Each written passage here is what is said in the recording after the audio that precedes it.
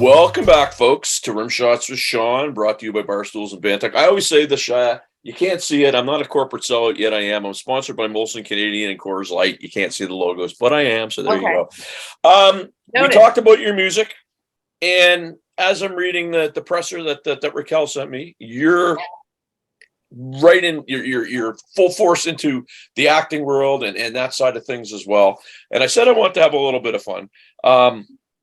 Where I am in Halifax, there's a ton of people that are actually in the business out there. James Tupper, that was in, what was it, Men and Trees or whatever? Yeah, I used to go to school with him. He's from here, Halifax, Nova Scotia. Wow. Okay. I'm trying to think of, there's a lady out there, Fiona Campbell, who works in back end. She's actually from here. She grew up in Halifax. Denny Doherty, who was in the Mamas and the Papas, was from Halifax. What I want to ask you is, are you born and bred native LA, or are you from No, I was born in Patterson, California, a small town right up in central California. Yep. And I grew up in Turlock. So they're the little farm towns in between when you're on your way up to the Bay Area. Yeah. So here's my point. It's often been said, and I have heard this. I've got a son that produces and performs hip hop. We've been told, you got to make it elsewhere before you can make it in your backyard. Did you really seem or feel like you had to go away in order to I guess, make it and get involved? That's a great question. I've experienced both because I moved to LA and then I moved back. And I really feel like this is the creative stomping ground for me, at least. Right. It's where I'm, put to the test, up with, next to the best. And this is a portal to the entire universe, which is crazy to me. So if I could train here, if I could be around world-class musicians, I know that it's going to just further me even more. And then I could take it back home anytime. I did have a season where I lived back in my hometown and I did a lot of venues. And I think I won like best R&B artist during that year for a local Mama Awards, which was really, really cool. And did a lot of festivals up north. And so it's great to tap in. I really want to go back and do some shows up in Northern California, probably next year. Well, it's great that you can get back there. I mean, I lived in Toronto for 7 years and I went up there for that very reason. I mean, I was playing a form of music that wasn't popular where I'm from. So away I went, and sometimes that has to take place. The good thing is this, you can't go home again. I think that's one of the worst things I've ever heard. Yeah. You can go home again, and you can go back and forth and go wherever, especially now with the way technology is and the way things are. I think you could be anywhere as long as you're thriving and you're happy and you're around loved ones. I think that's important. But, amen, sister. Amen. Yeah. Talk to us. Being here, though, I really do thrive in this city. I thrive in LA, and I'm really grateful to be here. Long time since I've been there, and I was only there briefly. I had a friend that was going to the Kerr Institute of Technology. My whole, I guess, thing about LA is just something always on the go. You're right in the middle of basically where industry rules the world, I guess, in terms of what we do, right? It really is. I shouldn't say where I live, but I live near the Sunset. Let me tell you where I live. I live near the Sunset Strip. So for me in my life right now, it's working for me. It's encouraging me to see that it's so tangible, to see these billboards and see these venues. And, I'm just going to the grocery store. Yeah. I think there's something in there for me in my season right now. And and I know from living in Toronto, there's a vibe, right? There's an energy. There's you just feel at any second something could uncork and the world takes off, right? It's pretty cool. And I've been cute dog too. And if I take my dog out, ooh. Well, there you go. And I've been told a bunch of times I got to get down there because I've had the fortune of talking to so many people from that neck of the woods. They're like, you got to come down and hang out. So I'm gonna hopefully do that soon. Yeah. Talk to us about this acting thing, because again, as I'm reading this presser, you're super active in that. How did you get involved in that? Does it take more of your time up? Are you able to, I guess, segment it enough that you're spending enough time with both?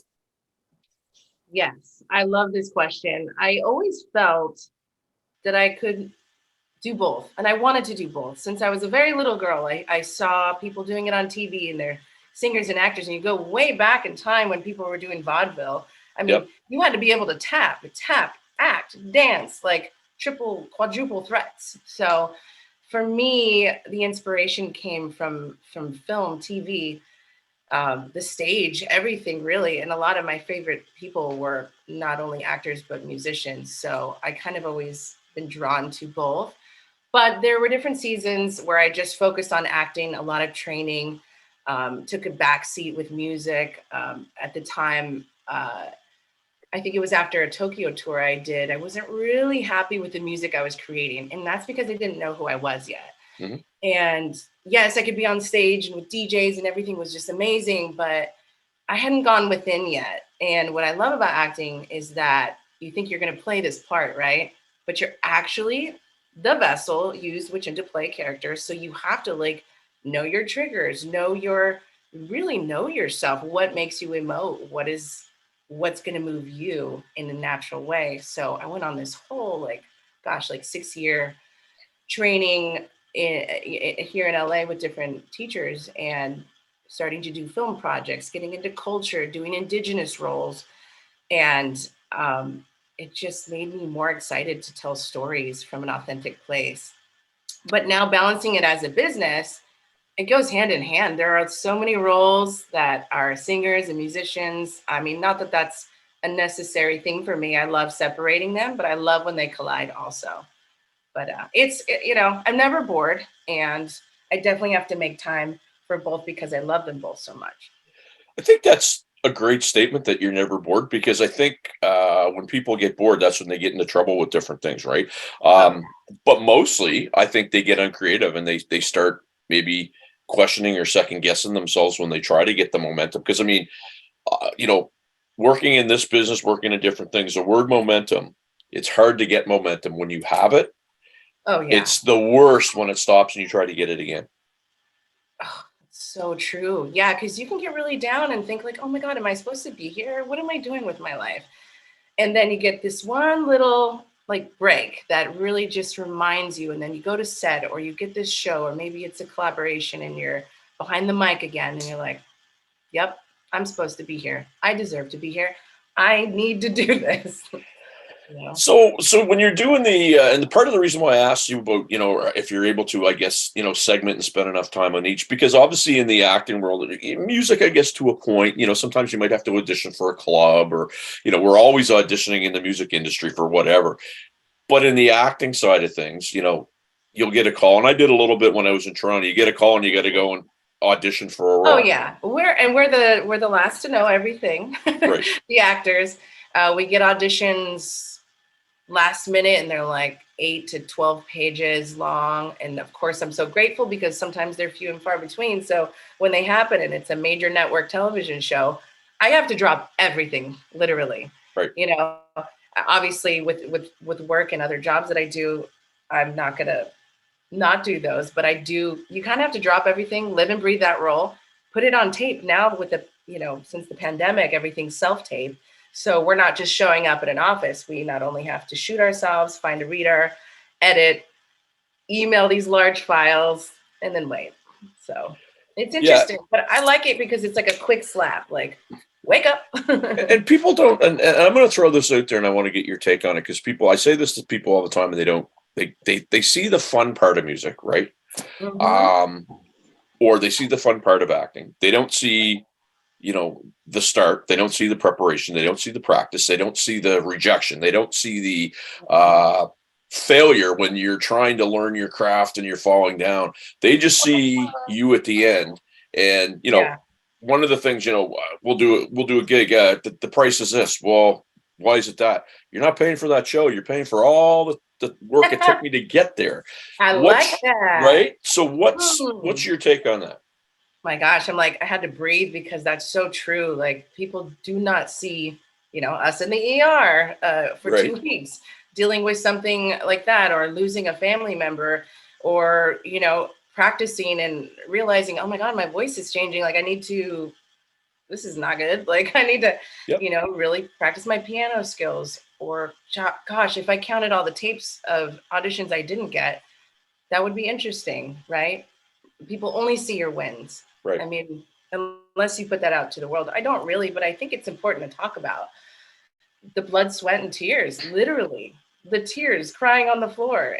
And also just life and all its surprises. It's funny because there was locally here, there's a young man from another province. He's about 3 hours away, grew up in bands, and he went away and he scored. He's in Vegas now doing the lead for the Bat Out of Hell musical. Wow. And they're every bit of media is just reporting on this guy. And I simply posted, yeah, how much did you report on him when he was in your hometown? And you couldn't find anything on, right? Mhm. Now everybody wants to take part in success. They want to say, I remember him when I knew him. And so you nailed something where people don't see you cry. They just see the win and they want to be there for the win. How do you handle that? I know for me, sometimes I get very frustrated with it. How do you handle that? I embrace it. I think if they don't know, then it's up to me to talk about it. But it is a little frustrating because if only they knew. If only Yep. they knew all the hours and the tears and the times we didn't get something, or just the stress it costs. Sometimes it's financial stuff, and it's not easy to live here. Now it is. I mean, I figured out a way, but all those years, yeah, you're right, not getting the gig, or when we finally do, getting the respect and the amount we deserve, that's another thing, which is Yep. its own challenge. But I could see the frustration, but I definitely, support is support. Leaning into people with authentic support of my journey, you can kind of tell who's in it for love, or if it's kind of just to, hop on the train. No question. One of the bands that I have, our very first gig when we'll call it a pandemic band. We got together kind of after that, and we're doing our first show and sold out show in this amazing club in our neck of the woods. And a friend of mine comes up and he goes, Sean, there's 10 drummers in the audience. Are you nervous? All I could think of saying was, I get their $10. They can leave whenever the frig they want. Right. My point was, I've worked too hard to care what people think. Like, if you like me, great. If you don't, that's fine too. But you got to do it for you first. And whoever kind of comes on, right? And I'm not meaning to sound like a motivational speaker. These are just things that I've talked to other people about.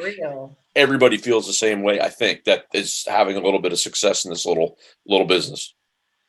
Absolutely. And yeah, what the great thing about age is that I'm slowly not caring about what doesn't matter. Like you said, you're doing it for you. I'm doing it for me.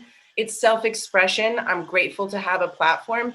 However, whether it grows or it's here, whoever I'm supposed to reach, I'm going to reach.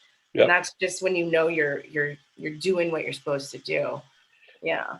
It's funny because when we played on Saturday, it was I guess the Halloween thing, and we did an hour and a half set, and I came off and I was just like, oh my God, because normally we'll break them up, and I was sitting there feeling that's definitely a rock star slot time. It was, and it wasn't like our whole show's on a click track and it's rapid fire. And really? Anyway, I got off, and I was that come out in the middle. Just kidding. Not yet, but not in that band. But I was sitting there going, oh, I'm tired, I'm this and I'm that. And then I thought about it. I got a pretty cool gig. You're pretty lucky. Yeah. I'm sitting here complaining about something that, there's 4 guys on a stage that 600 people are coming to see. We're the 4 on the stage. The 600 had to pay and stay in a line. Quit your whining, Sean. Yeah. Right? I hear you. I know I've had moments like that on set. I'm like doing a feature film and I'm like, oh, I have to be there at 6. Like just these little things and like waiting for hours. And then I have to tap into gratitude. Like, oh yeah, I'm lucky that I'm here and I have a great role and there's crafty everywhere. People, this is a job. What? I get to do this for work. Yeah. Right. Sometimes we have to put ourselves in check. A friend of mine says when I get like that, well, you could be shoveling shit. Yeah, okay, that's fair. I don't typically swear in this show, but yeah, you're right. You got me. I'm going to be thinking about the next time I complain. Right? Yeah. Yeah. Hopefully you learned something here today. I'm more than just a pretty face, just saying. So, last question I have for you. What do you have? Because 2022 was a different year. But I think 2023 for the industry is going to be big. It's going to be burly. It's going to be really, really great. What do you have on the go? What's going to be happening for you? Yeah, I agree with you. 2022 has been a big building year that I think a lot that has been worked on will see its fruit or its, like high moments next year because it's just building and building and building. So that's exactly what I've been doing with releasing, doing shows. Had a feature film come out this year called The Chimera Effect. Filming one right now called Boys for Life, playing a lieutenant, and it's an awesome, fun comedy, which is really exciting. So I think a lot more stuff will come out next year on that note. And I'm shooting a new music video next week, actually, Nice. For Hurricane. So I'm kind of like doing a slow build with the ballads. And then next year is just going to be so fun. A really big music video for Burn to My Brain, Can't Dance. Honestly, I'd love to go on tour. I'm just going to put that out to the universe. It'd be fun to hop on a tour. I love performing live and reaching out to different crowds that I never would have met before. So that's that. Well, and you know how to get a hold of me. So when you're releasing these things, please, either yourself or Kel send it because I'm more than happy to share it. Last question, I promise. Where are my loyal followers going to find the talented you? Where are they going to find you? Where are they going to find me? I use Instagram a lot, Shiah Luna, at ShiahLuna. That's my handle pretty much across the board. So I'm on Twitter, YouTube, a little bit of TikTok, but not so much yet, but mostly Instagram, Facebook. And I'd love the support. I'd love to, hear any feedback that anyone has on the songs or any collaborations would be cool. Yeah, social media is a funny thing. You do something that you think is really cool and you get, I don't know, 200 views, and then some guy feeds raccoons on his back deck and he goes viral. You just never know. I mean, my Nelly video, my Nelly rapper Halloween video, got more hits than my normal stuff. So there you go. I'm like, what's going on? You gotta love it. Anyway, went viral before I did. My cute little Palm, he went super viral last year with the silly video. I'm like, all right, we need to figure out how to blend the two. Right. If we could, we'd be geniuses. Thanks so much for doing this. Very nice to meet you. Let's stay in touch. And best of luck. Best of luck. Best what am I trying to say? Best wishes. The best of the best. Come out and visit me in LA. Let's We're gonna get out there, I promise you. Do a show. All right, we'll promise you. All right.